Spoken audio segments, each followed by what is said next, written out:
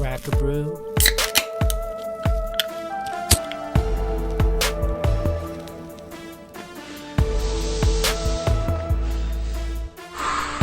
And smoke a few.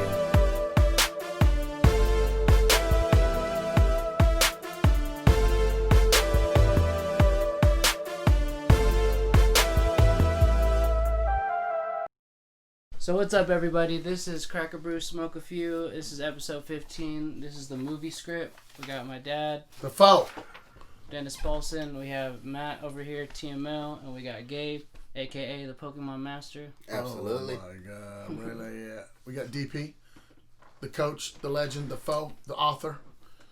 Hopefully soon to be movie. All right, what do we got? And y'all know me, B Reggie. B Reggie.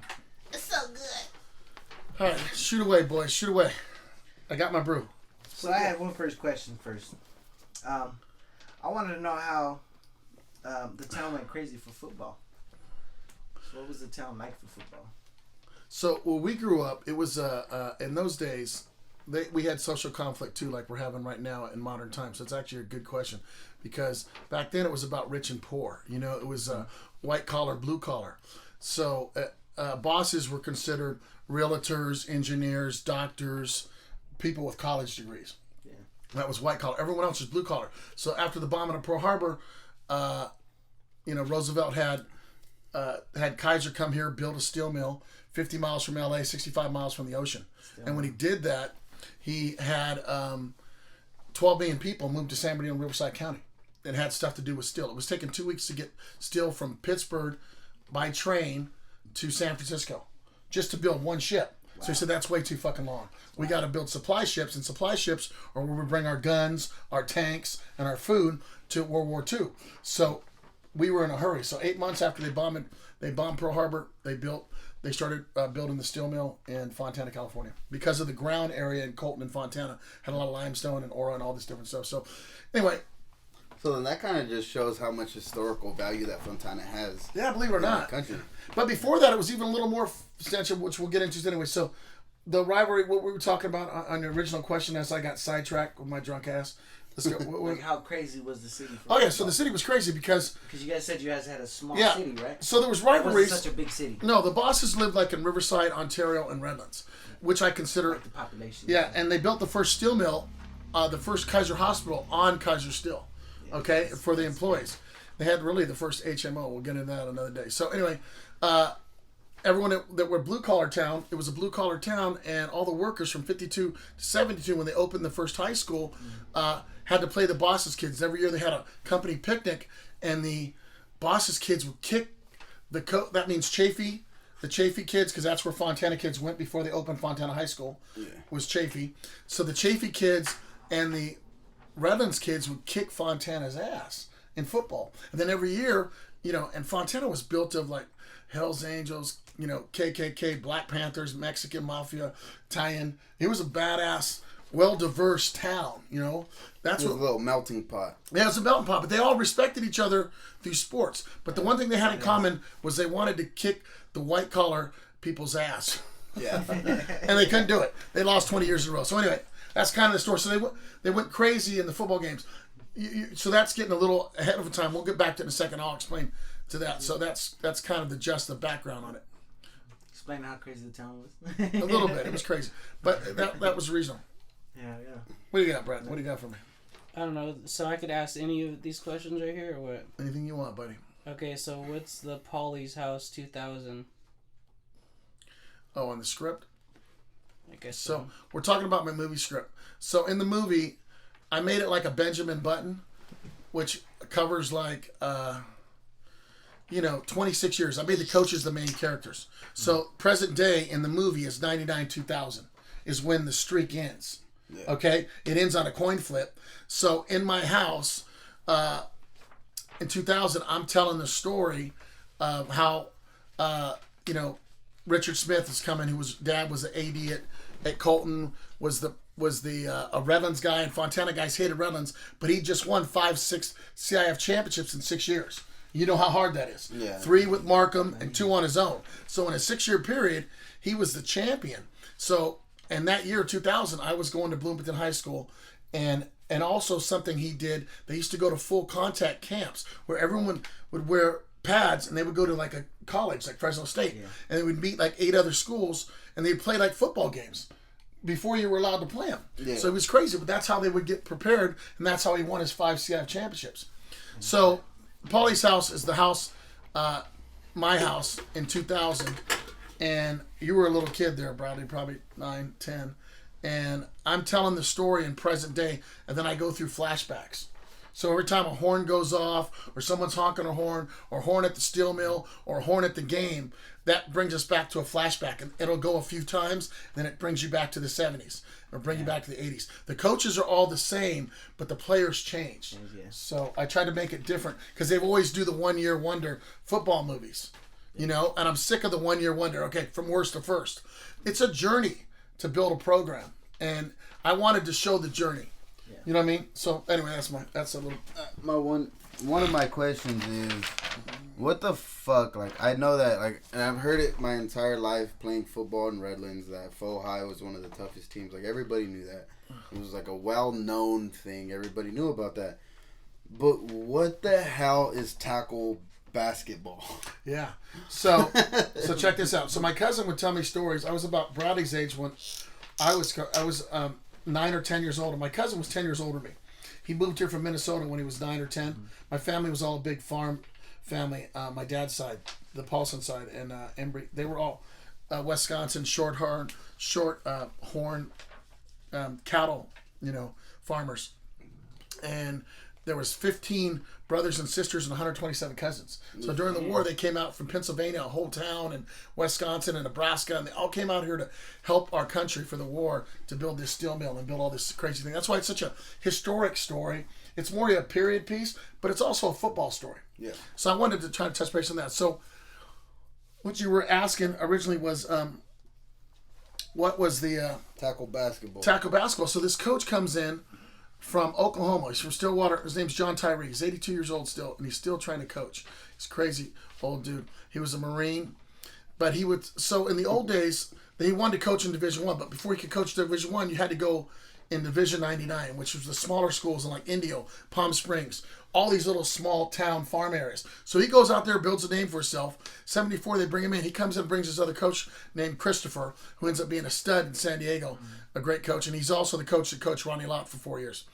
And he left Fontana when Brewitt came in 75. But anyway, he did these team building games. And team building games were tackle basketball. So it was like Spear the Queer. So it'd be like 10 on 10 or 8 on 8, my cousin would tell me. And they would play basketball. So it was basketball to 10. But what they were teaching guys is to get to the ball. Yeah. So if you had the ball, you were live to get hit and to get tackled. So they would grab jungle ball. It was jungle ball. You didn't have to dribble. You could run with the ball, do it. But so if the guy had the ball, you could hit him or tackle him. And he could score however you got to 10. But so the goal was you could only hit him if he had the ball. And if you hit him when he didn't have the ball, it was a penalty. Yeah. So if he threw the ball before you hit him, then their team would get it like a free shot or something. Yeah. So it was a crazy fucking team building game they did. And I guess it caused fights. The coaches would get involved too. So that's what I was told as a little kid. So I wanted to show that in the movies because it was such a crazy fucking story. That's tackle basketball. Tackle basketball. Right? Awesome. No dribbling. It was just like, so it was like Spear the Queer with the fucking squirt to 10. All right, next. Yeah, I'm on a good question. I want to know how the slap hit the newspaper. Yeah. And how the slap became famous. Like slap was started in like 1978, 79 by Dick Brewick and Ron Smith. Ron Smith was an ex-pro football player that Brewick brought in from Sarah High School. It's a powerhouse. So he was from Sarah High School in the 70s. And Brewick brings him in to be his offense coordinator. So after a couple of years, they want to discipline the kids. And our town is tough. The kids are tough. They're all steel mill kids. Just mean-ass kids. Mean-ass Mexicans, mean-ass brothers, mean-ass, white boys. They were all mean, okay? At the drop of the dime, you could get your ass kicked at any day. And IE, period. You know what I mean? So there was 1,000 badasses. There wasn't one. So anyway, Brewick and these guys started this, and it's in the LA Times in 1982, if you ever look it up. In 60 Minutes, CBS Sports does a story on it with Dan Rather.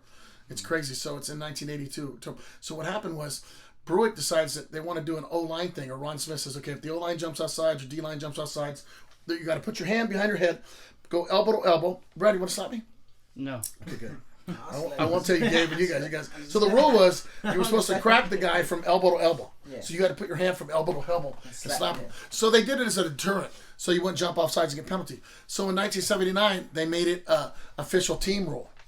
And that was the rule. So even in practice or games, if you got in trouble and jumped off sides, you would have to get slapped. And it looked like that on the cover. Flip the back. You got it like that? Yeah, that's what it looked like. Yeah, that's what it looks like. It was cool. So anyway. You could put it closer to the camera. He did. He did. Okay. So it gets famous in 1982. I get slapped 3 times in a game and ejected on my third personal against Burbank, which is the Division II state champs and CIF champs. So, but in the 80s, early 80s, the Mecca, the TV Mecca, the radio Mecca, the media Mecca was in Burbank. And we're playing in Burbank. So when I got slapped 3 times in that game, the following week, I was ejected, not allowed to play in the game. Brooke made me play JV. And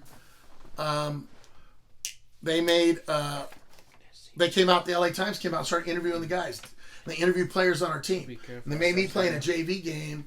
And they never interviewed me. And I'm the guy who got slapped 3 times the week before. They didn't want to interview me. I go, they're fucking fucked up shit. No. But anyway, so, I mean, I didn't make it famous, but, you know, I was just the guy that was on the receiving end of when it was in Burbank, and it happened to be 3 times in one game. So from that, it caught national attention. So people would come out not to watch us play, just to see how crazy we were. So originally, before we got tough, they go, these fuckers are stupid, or they're crazy, or they're tough as hell.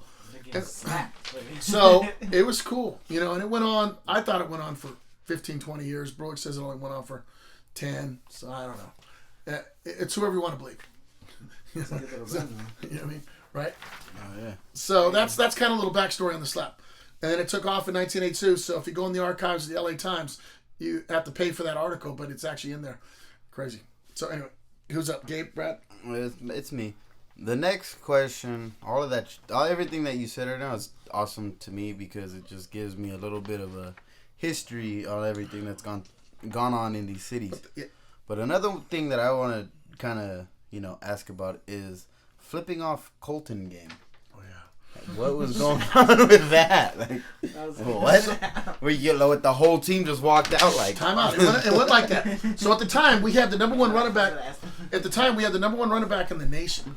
His name, we're in California at least. His name was Randy Coburn. And Colton had won a CIF championship, but a Division II championship in '79. And Fontana hadn't played Colton since '79, and Fontana was the only team that beat him that year. And so all these guys worked at the steel mill. And rumor has it there was like $400,000 bet on that game in 1981. Like $5, $10 at the steel mill. They would bet their Christmas bonus checks. And the Christmas bonus checks would be anywhere from $1,000 to $5,000. So they didn't really bet their old weekly check, but they would take money out of their bonus check. So as little kids, we were told if we didn't win this game, we weren't going to get Christmas. And I didn't understand what they meant until like 10 years later, that they meant that they were betting their Christmas checks on the game. So we didn't know that, as kids. But we would hear a friend say, I'm not getting Christmas. We don't want to. What the fuck are you talking about? You get Christmas. $5 for me. So what happened is Bruick decides, and whether they want to admit this or not, this is what really happened. We warmed up in Fontana. We got the school police, Al and Cindy, and then they got in their cars, and the game was going to be playing at Colton. It was fucking 10,000 people, standing room only, because this was the game. This was the game that was going to win league championship. And they were good that year. They went to the state championship and lost to St. Paul that year. That's how good they were. And their O-line was bigger than SC's and the Rams. They had 300-pounders across the line. Wow. So I was a junior that year. We had a stud. That was my best team, was my junior year. Them guys were beast. So anyway, these guys were going to Colton. And all of a sudden, Bruick waits till 7 o'clock. High school football team, you guys, with the 300-pound line across the board. And they were badass. High school football team. It's in the newspapers. They seen it, and they went to the state championship there. So they beat us 14-7. But in the game, before the game, they not only beat us, they knocked out our running back, who was the number one running back in the state, Randy Coburn, and they blew out his knee. And he played the whole fourth quarter with a blown knee. Damn. And they ended up having a ligament surgery, and he was done. But they beat us. So before the game, Bruick makes us warm up till 6:50 in Fontana. The game's at 7:30. We jump on a bus, we get a police escort, and he drives us to the field. And at 7:25, 5 minutes before the game, no warm-ups, nothing, Brady, we drive onto the track. We get off on the track. Everyone gets off the bus. It's a true fucking story. We walk across the field on the 50-yard line. The whole team flips off the Colton stands. We walk back. And we walk back to the field. The bus leaves the fucking field, and we get our kickoff team and we start the game. You talk about lighting a fire. We fucked up on that one because we lit that fire. We lit that fire. Parked on the goddamn Parked on the track. Walked up. That's a true story. You guys threw lit cigarettes on a fucking pile of hay. So that's the cold story. Is that a crazy story? Them are stories you want to see, man, in a movie. You can't make that shit up. That's badass shit. That's the cold story. Is that badass? And I seen it happen again in 1984 against Riverside Poly. It happened twice, and both times Fontana lost. And Poly beat him in the state championship that year. But Fontana was always in the state. You know, they were there. You know, they went to the state championship in '76 too. And they lost. So, all right. So how about that one? That's a badass true story. That's when you hear legendary stories. The field walk was legendary. I'll tell you that one later. All right. So next. So what's that? Give me another one back on the front. Then there's on the back. What's the Ike Baby 1987 about? Oh man. So man, Eisenhower was. They named him after the president, Eisenhower. So when they opened the school, Eisenhower was a tough school. Ronnie Lott went there. Christopher was there. Had a lot of good coaches. The Hulks made them powerhouses in the 80s. So, and Vanilla Ice comes out on the scene. And at the time, Vanilla Ice is playing local groups, and he was accepted by the black community. And he was just trying to, he wrote the song when he was like 15. I saw a documentary on him one time. He wrote the song when he was 15, and it didn't get made until he was 18. And he had to borrow money to make his video. And it was a low-budget video, and it was badass. But when he hit the scene, everyone thought he was black. And then when they found out he was white people started loving him, and black people loving him. Everyone loved. So he really blew rap music up when people don't know. So that song took off, and for like, I don't know how many weeks, it was #1 forever. So Eisenhower being Ike, sounding like ice, they take the song and run with it. So they change the words, and their bands. Not the vibe. Yeah. No, they get the vibe. Changing the words, not the vibe. Right? Yeah, that's right. They go. So they're right. So they go Ike, baby. Ike. So when he went to the school in those years, when that song, whenever that year that song came out, 88 or 87, whenever it came out, they changed their music to, and they changed their name to the Ike Mob, and they would play that song. So you run in their field, they'd stand up. There'd be 5,000 people from Rialto going Ike, baby, dun dun dun dun dun dun. Dun, dun, dun, dun, dun, dun. I was like, damn. And that gives me another story. I got to tell you a story real quick. Side note on this Ike Baby. I was playing Carson in L.A. when I was a sophomore, and our JV team was supposed to go play him. They sent our sophomore team, Brewitt, because they don't want to give anything away. And Carson was like one of the best teams in the state. So we go out to Carson, and they're counting the black guys when we get off the bus. That's the first time I ever saw a Samoan. And these motherfuckers are big, and they're scary, and we're 10th graders, and they're varsity sitting against the fence. They're spitting on us. They're going, I wish I was in the game. I'd be stabbing you fucking prejudiced bastards. We're like, we ain't prejudiced, we're gonna play football. So we go out in a JV game. There's like one side of the stands, I'd say 4,000 people at a JV game in the daytime. We're tied 14-14. They got rip-away jerseys. It's the first time I saw rip-away jerseys. Brady, they got an all-black band that comes out, and they're playing Queen. So halftime, we're in a JV game. We're in a JV game. Halftime, Brady. There's 4,000. They got Queen. You know what they're playing? Dun dun dun dun dun dun dun dun. And another one, and another one, and another one bites the dust. They're playing another one bites the dust in a fucking JV game with electric guitars. I was like, this is the baddest ass school. LA did it big, I never played a real LA game, but it was scary. We were just happy to get out of there, get on the bus. So they came back the next day, and we started. Their band walked around on our home side. Our people were throwing apples at them and sodas on them, and it was crazy. They beat us 14-7, but. It was badass. So that was the Ike story. So it was a rivalry. Every town in the IE was badass. Well, let me give you an idea. In 11 years, there were 5 state championships. Damn. 5 state champs out of 3 teams. Riverside Poly won 2, Fontana won 2, and Eisenhower won 1. That's how tough the IE was. Okay, so the IE was and they were the, what do you call it, football mecca for California, you know what I mean? Anyway, next. All right, good question. One of my questions is, when you were a freshman and you just first joined the football team. Well, here's the deal. When you fucked up. I know. The first time you got the slap. Oh, yeah, scary. What was that like? That was scary. That's scary. Well, mine was a little different because I didn't get under the varsity until my sophomore going into my junior year.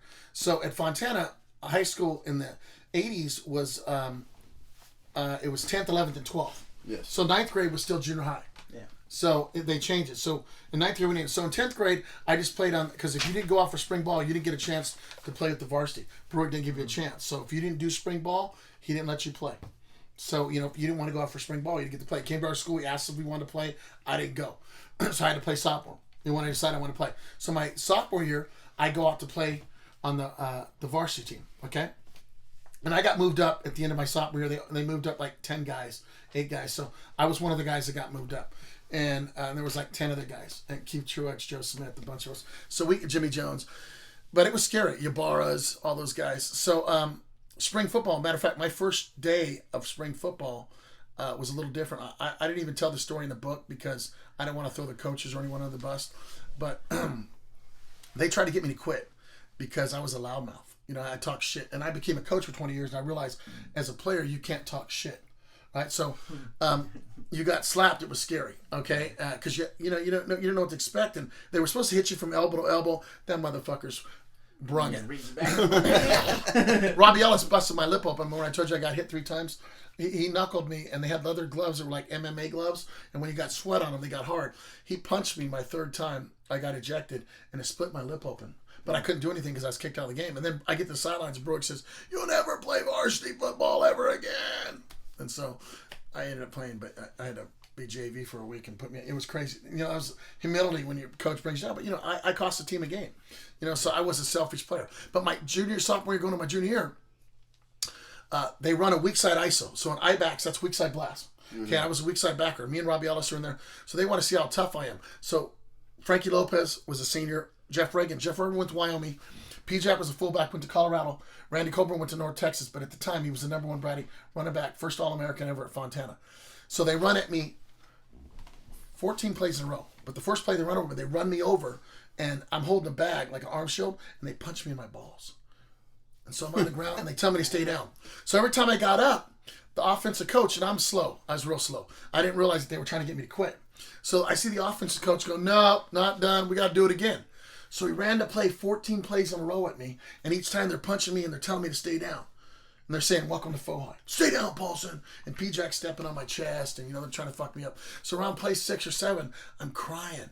I got tears, and I'm getting mad because I'm wondering why they keep running at me, and they keep saying the play's wrong. They keep scoring, and they're fucking me up. But they're trying to get me to quit. Yeah. So I didn't realize it, So they're doing it on purpose. So around play 8, I realized they're doing it on purpose. And the guys, I jump up, and Jim Mariani tells the story. He's a senior. He's a 3-year varsity guy. He goes, "Paulson, all I remember you doing is flipping off the whole team, going, 'Fuck you, bitches! You don't hit hard! Bring it!'" And each time they kicked my ass, I was swinging. But the rest of the JVs started, the Marauders, they called it back then, they started getting behind me. They were like, "Fuck this, man. They're fucking up." And the guys in the huddle each time were going, "Don't quit, Paulson, don't quit." And I kept crying, but I didn't quit. And after play 14, they said, "All right, Paulson, you get into silence." But they tried to get me to quit, and I didn't quit. And so I got slapped that same day, too, because I jumped off sides in a sprint. I didn't know what 3 was. I did, but I wasn't real savvy. I was just so mad and intense. So at the end of practice, we'd run hundreds. And if you ran, one guy jumps, we still had to run the 100, but then we'd have to, it didn't count. Oh. So it didn't stop if you jumped off sides. So now instead of running 10, just added an extra. Yeah, now we're running 11. So everyone on the team would be pissed. So you'd be this little freshman in green, red shorts, blue shorts, purple shorts, because that represented each junior high. And they would have your, they would say, "Hey, you're getting," they go, "Put your hands behind your head." And the biggest, meanest fucking senior would walk up to you and crack you. And they'd say, "Welcome to Fohai," when they slapped you. That was the little line they used on you when they punch you in the balls or hit you in the face. "Hey, welcome to Fohai." You fucking dicks. But it made you tough. So either you were tough, and I was just like 1,000 other guys. All the guys were fun. I was just too stupid to know I was getting picked on. I didn't realize at the time. Anyway, another question. How about that story? That's a good one. All right. I have a question. How was the Burbank game? The no rain. What was it? The rainstorm. The monsoon game. Monsoon game. The monsoon game was played in 1987 against the number 1 Red and Black in the state, and they only had 1 tie on their record, and that was Redlands. And it was Russell White. He ended up going to Berkeley, and Ron Geringer was the running backs coach, and this guy was All-American, all-state running back, and the number one team in the nation. They'd won the CIF championship his sophomore year, so they thought for the next 2 years he was just going to go on and kill people. So junior year they lose in the semis. Senior year they're playing Fontana in the semis. Which monsoon game is it? It's 1982. All right, well, there were 2 monsoon games. So that was the 87 game. It's 1981. The 1981 game is the first time ever in California football. It was bullshit. They canceled a game. They said it was too rainy, and it wasn't safe to play. We were playing Orange County. We were playing the number one team in the CIF, Servite. The quarterback was Steve Berline. He went on to be the quarterback for the Raiders, and he played at Notre Dame. He was a beast. He was at Servite, so he was a passing quarterback, and had another guy named Butler. And I was a junior that year. And we were playing, and so on Friday night at 5 o'clock, they said the game's going to be canceled. And it's on Thanksgiving weekend. So it's the day after Thanksgiving in 1981. So they canceled the game because they were a throw-in team, and they couldn't throw in the rain. Oh, man. So you talk about politics. So they make us come in the next day, play on a Saturday, and they beat us 21-13. And that's the monsoon game. So it's the first game ever that was canceled because of rain. Is that chicken shit? And that's how politics work. And the CIF did that because someone had power. So they would go on and win the CIF championship, but we could have beat them if we had played them in the rain. So they beat us 21-13. We played at the Santa Ana Bowl, and it was fucking amazing. That's tight. The crazy, but the mud was so thick that you were like, you remember how you get that slick stuff, you when you were walking and not moving? That's how the field was. But they beat us. So. Yeah, that's the first monsoon game. Second one was played in 87. That was crazy. We all had hefty bags on, and there's no way in hell Bruick was going to touch that. And they went unbalanced. 2 plays. Russell White went. I was standing in the end zone drinking Blackberry and had a hefty bag over us. We had to wear hefty bags. Stick your arms out because you couldn't, like, our raincoats. Brady, and he ran 2 plays and went for a touchdown. He didn't score again. But the first 2 plays of the game, he went fucking 40 yards, touchdown. And then we were like, oh shit, we could be getting our ass kicked in this one. But anyway, Redlands tied him that year 10-10. Where you going? You coming back? Yeah, I'm going to grab beer. There's no more beers. Huh? No more beers. Oh, I'm going to grab a shot glass. All right, God bless you. So we got, what's next? What's the pizza chalet? So in the day, in the set, say it? yeah, pizza chalet, babe, that's right. So in the day, Mazzulli's Pizza in the 70s was a spot that everyone went. And they had a little restaurant inside. But in the 80s, my era, in like 79, 80, when in 9th grade, Pizza Chalet had all these video games, Pac-Man, Asteroids, and it was a place where everyone in town, downtown town, it's kind of where Rock Honda is now. Yeah. Okay? Brady, so Pizza Chalet was where we'd go after the games. And there would be 2,000 people at the game. So as soon as the game was over, you go get pizza. That's where all the guys would hook up with the girls. The girls would hook up. All the hot chicks in town. I mean, Brady, it was like this walking. It was like at a concert, elbow to elbow. You couldn't get in the place, couldn't get out of the place. And the coaches had a special room in the back that they built just for the coaches and private parties in the back. And they would go back there and get taken care of. Then everyone else had to sit up front. And in the back would be the coaches and the crazy shit. So that's just where they had all, and they did that for about 5 years, from like 79 to like 84. But it got so big that they started doing house parties at the Bruick's houses and the Fazio's houses, the McKinney's. They would start going to those houses, Donnelly's. So that was a chalet. But for about 5 years, it was a legendary. But it got so big that the coaches were tired of all the parents noticing the coaches were drinking probably, and they would watch them, you know what I mean? And then when they try to leave, it would just cause a lot of animosity, and then the cops would hang out. But there was a great story in 79, 80, and they beat Redlands for the first time, that the police showed up there, put their sirens on, and rumor has it that the coaches had left Chalet and walked to Chirps Bar for a mile and a half, and the police played their fire hydrants as they drank down the street and danced as music was being played. And they were dancing down. They called it the stroll, and they strolled down the street to Chalet. Is that crazy shit, dude? That's I mean, to the Chirps, where there was another 1,000 people waiting for them. So who knows? So that's, I mean, them are stories. But we had our own airplane, Brad, that flew over games with digital writing. They rented for $125 a week. You'd say, beat the Terriers, shoot the Eagles, crazy shit, just to tame the Tigers. All right, what else? One of mine is, it probably, honestly, it has nothing to do with football, I don't think, but from what I hear about Faux High, what I hear and I think about the players that you played with, you guys were some crazy people. And you guys probably partied pretty fucking hard. So, what the hell was it like at Jose's sleepover? Well, that time I was 9. So Jose's sleepover and was in the movie. I tell the story of my first football game I ever went to. So I was allowed to stay at my friend's house. I was 9 years old, and that's the first time, other than my cousin's house, I was ever allowed to go to a friend's house and stay the night. So, but I had to bring my little brother, Jimmy, whose birthday was yesterday. He was a year younger than me. And Jose was 9, and Alex, his brother, was 10. And so his brother was part of the... remember when the bridge collapsed in Corona about 3 years ago? Yeah. His brother was on that bridge, Alex. And he lost one of his eyes and everything. Him and Alex and Jose were my brother Jimmy's best friends. And in elementary, they were one of my best friends. But my brother and them stayed really, really close friends with them. And they lived together. They were all just great friends. So first time we're staying in the night at his house, he lives like 9 houses down from Fontana High School. It's a Friday night. Right? So we're walking home. We go into Stop and Go Liquor. We buy a bunch of candy and chips. His mom's get ready to cook menudo and stuff like for the next day. And she's preparing all that shit. You know, that's the first time I ever seen that Mexican dish. You know what I mean? She was real paisan. You know, she didn't mess around. You know, she really cut it down, right? Pig. She got down. Yeah, cow tongue, Bratty pig's feet. I didn't know. I'm eating it. You know, tripe. So anyway, we're dressing up in his mom's wigs and like high heels, and we would actually go out. We were such good friends for like 3 years. We would go earn money. We would hustle money so bad as we would go down to the to when they cash the checks on Thursdays at the liquor stores and collect beer bottles. You know, just to get enough money so we could buy food and pizza and go to movies.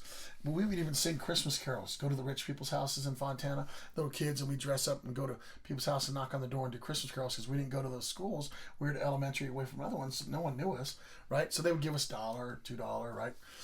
So we were singing Kiss songs because Kiss was real big. And we were in his mom's makeup and we put him stuff, and the closets were like sliding closets. So we took the doors off.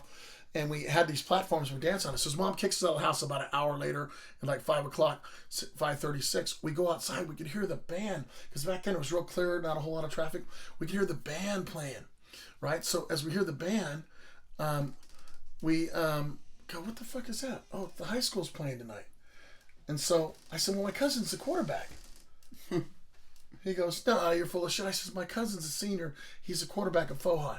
So we asked his mom if we could go to the game, and this is like early September, you know, and so it doesn't get dark till like 7:30 still, 8, you know. So we run to the game. They're coming out of the weight room, and we see my cousin, and we jump the fence and we go to a game, and then you know, so we would ask our family on Fridays when Fontana was playing home if we could stay at his house, and that's how we would get to go to the games. And we'd go jump the fences and stuff. We didn't have enough money, or if we didn't save it. So we would jump the fence and go and land into the planters, and on the visitor side, no one watched us, and we'd go, because back then they didn't mess with little kids, and so we that's how we'd watch the games, you know, just to see the Fontana guys play. So that was the sleepovers at his house, little parties. But that we were like 9 or 10 back then. We had other parties. The other one. That's funny. Is that funny? That's a little story, huh? That's how. So we'd watch my cousin play. When I'd see 5,000 people cheering for him, and the announcer talking about him, Ruben Henderson, Gary Tate, Mike Fox, all these guys were legends. We started playing football in their backyards, and I started watching football because I wanted people to cheer for me like they were cheering for my cousin. So when I grew up, I wanted to play football at Fohi. That was my goal, you know, isn't that crazy? So, that's nuts, huh? So that's kind of the story. So we started playing in the schoolyards, and I just fell in love with football at that moment. I was a better baseball player, but I wanted to play football. You know what I mean? It's crazy. So that's that story. What do you think, Brad? Give me one. So it's the Father's Day Breakfast 2000. Yeah. So in 2000 when Richard Smith took over, and that was the one I was telling you about where they had won 5 CIF championships in 6 years in the 90s. It was so crazy when he took over that people hated him, okay? And they hated him because the double wing, no one could stop the double wing. The only one that had success against the double wing was Fontana. At that year, Bob Stengel was fired because we got in a riot that year before, Brady, in 1999. You were a little kid. We fought with Loyola High School after the game at Pierce College in Ventura, way out in L.A. And there was a riot in the game, and 6 of their coaches got caught on our side, and 4 of them got put in the hospital. And the LAPD had to come in with billy clubs, and they fired all the coaches and expelled 33 football players. Okay? So, and 1 expended, 1 arrested, and they fired all the coaches, and they paid Loyola Loyola High School, Brady, $300,000. They had to pay him. And we had depositions and everything. So the next year they come in, they say they don't want to violent. They let all the kids come back from continuation schools to play football. Richard Smith comes in. He's a Redlands kid. Remember how I told you they hated Redlands? So he comes in, but he's just won 5 CIF championships in 6 years. So they hate him so bad that on Father's Day, which is coming up this week, in 2000, so that's 20 years ago. Wow, that's 20 years ago, almost to the T. He sets up this full contact clinic, and no one lets their kids leave on Father's Day. So on Father's Day morning, I left you at Barb's house. Jeff Green picks me up. He was our roommate. He was head coach at Cajon. Now he's the head coach at Polytech High School in Fort Lauderdale, Texas. So he picks me up at Barb's house and another coach, and we drive to Fontana. So I see 50 players, 100 parents, and we're getting on a bus, and we're driving to Fresno State to play, and that's where I got the name The Foe. That's what I came up with, The Foe, that night. Because on Father's Day 2000, Brady, we played in the clinic, and that night we had a beer salt show. They called it the pony games. They play these pony games. So the coaches would take out all the coaches. And you know who the grad assistant was? I want to say Lane Kiffin was the grad assistant at Fresno State that year, I want to say in 2000. Anyway, they had to watch the kids. I'm pretty sure he was there. He was there one of those years.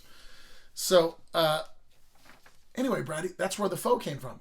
Their coach said to me, he says something to me. He says, instead of calling us Foe High, we're drinking that night. I go to the bar to get another pitcher. This big old yoked out trainer says, hey, man. He goes, what the?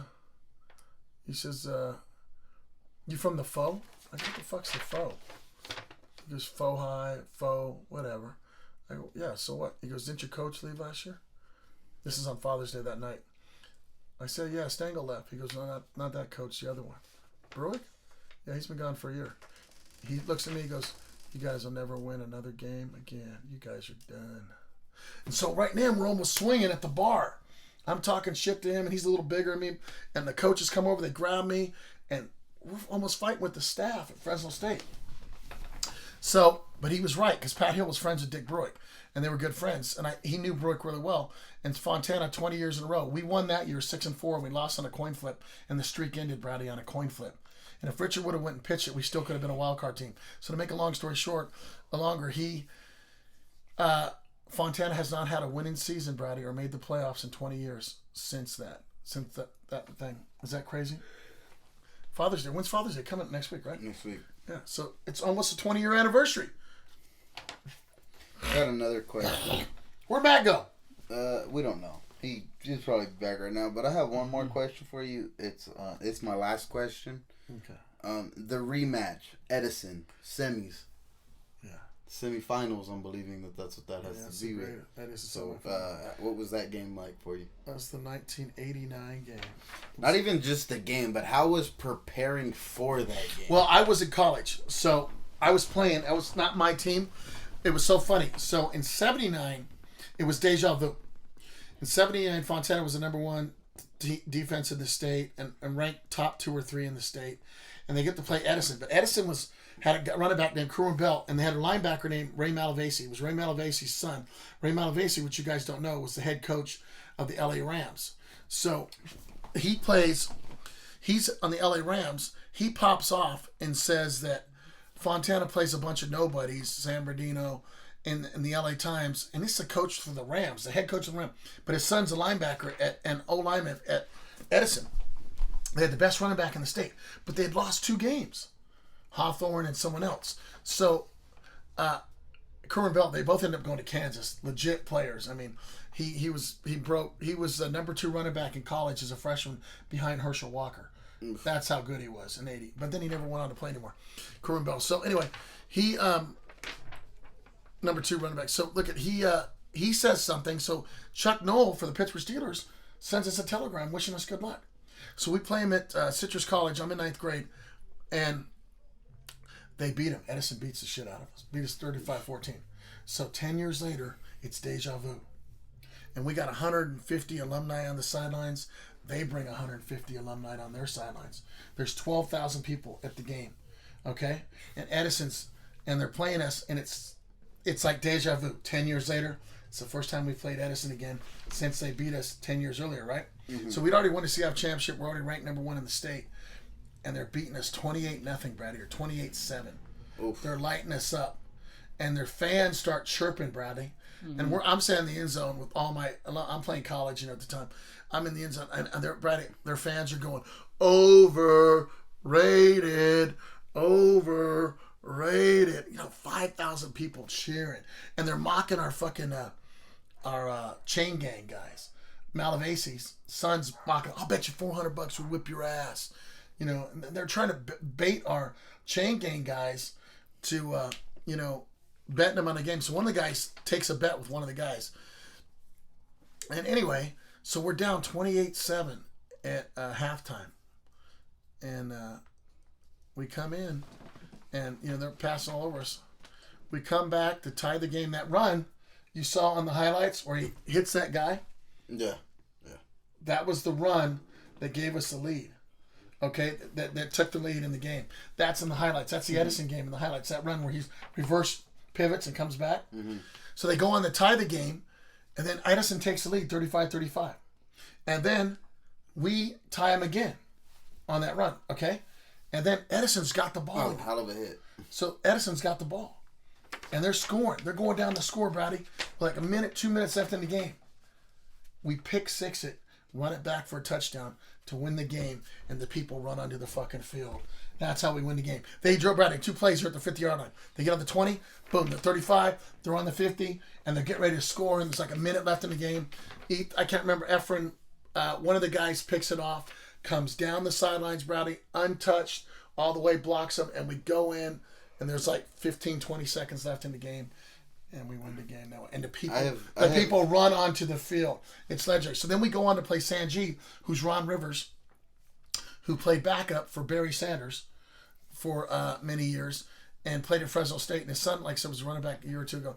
And we played them in the CF championship. And the game we played in league game was like 27-24.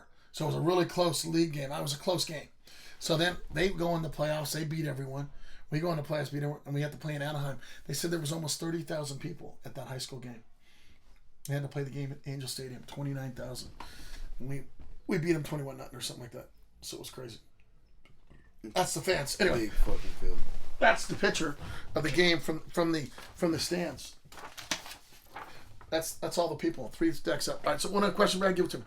Matt disappeared on us. What is the race about? The race? Just says the race. What year is it? Nope. It's like it says opening credits, coaches, the race. Oh yeah, the race. That's funny. That's in 1999, Brady. Mm-hmm. And rest his soul, Kevin Graff, Brady. You don't remember Kevin? Remember the real buff white guy? He was a trainer. He played at Vermont University. He was a track star. He was a trainer, but he was buff, yoked out dude.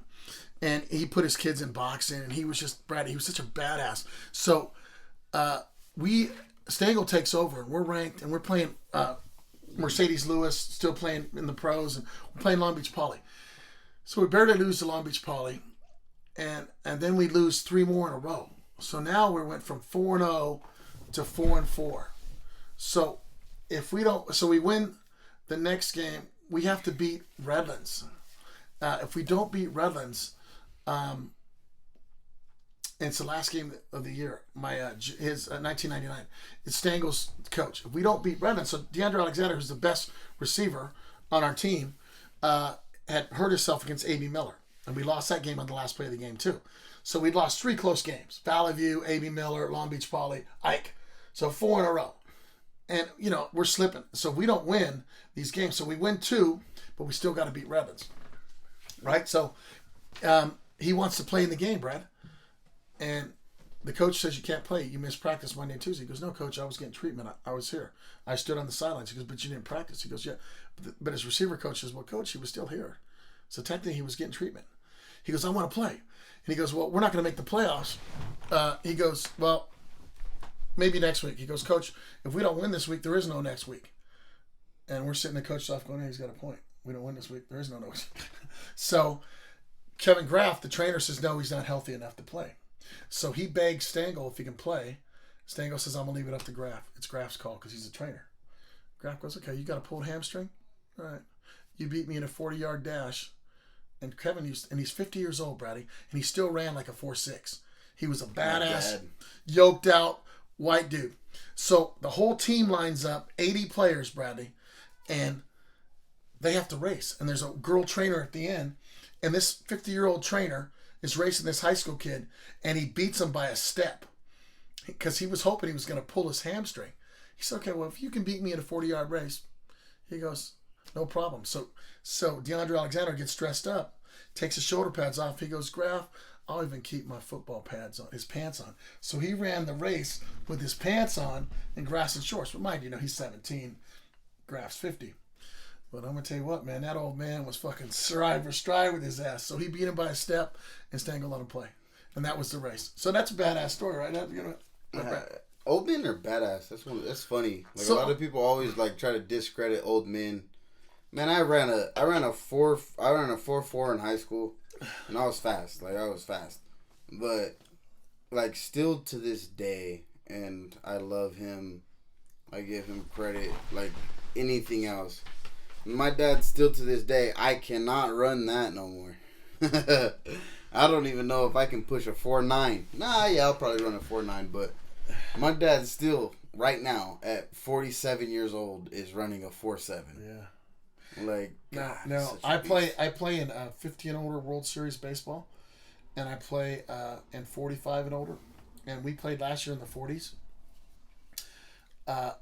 There's a 50-year-old. He's 56-year-old, a Mexican dude. I play in the Mexican League, Brady. Dude, I guarantee he's running a 4.8 still, and he's 56 years old. Plays outfield, and he steals bases on young guys at 32. And I couldn't believe it. These guys are so if you stay in shape. And round is a shape. I'm staying in shape, so round's a shape. You'll be all right.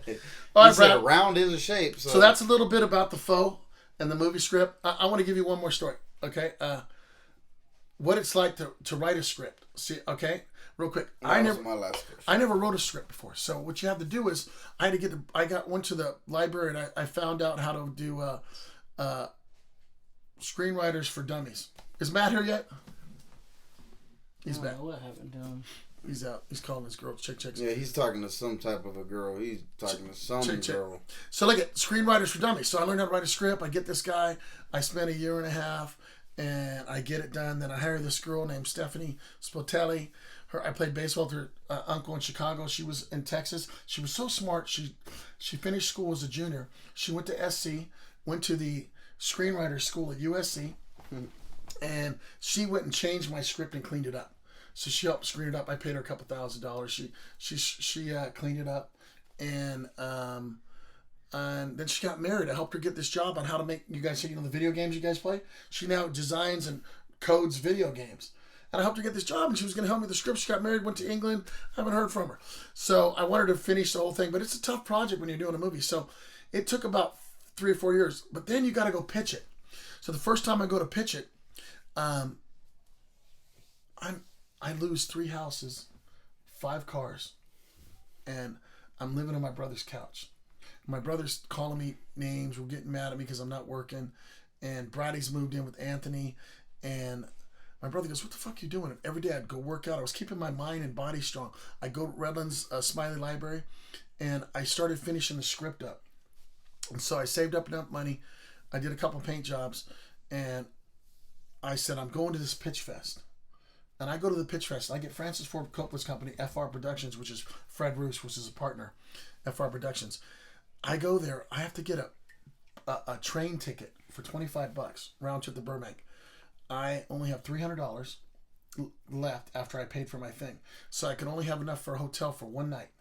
Okay? So I got a hotel for one night. The second night, I had to sleep in a Del Taco to make my pitch. Okay? That's how, hey, look at it. I'm telling you, I'd lost everything. I went from making over $100,000 a year, having houses, won a $110,000 lawsuit. And then I lost it all. So I said, I'm going to do this anyway. So I went and cleaned up in the bathroom in that morning, the second night, and I went and made my pitch, and I pitched to this huge company, and they called me. Then I took the bus back and I got on a bus that morning, and then I got into a train and came back to my brother's, and then I took another bus, and I barely had like $15-20. But you know what? I wanted to pitch the story. So when you're going to do something, you're passionate about it, you just have to believe in yourself. I didn't know how to pitch the story. I know how to do that, but I knew the story was great. Yeah. And they're going to rewrite it, and they can change it, but, and they're going to chop it up, crop it up, do whatever they want. But it's eventually someone's going to say yes. And when they say yes, it's like my buddy used to tell me, if you stir the pot enough, everything turns into soup.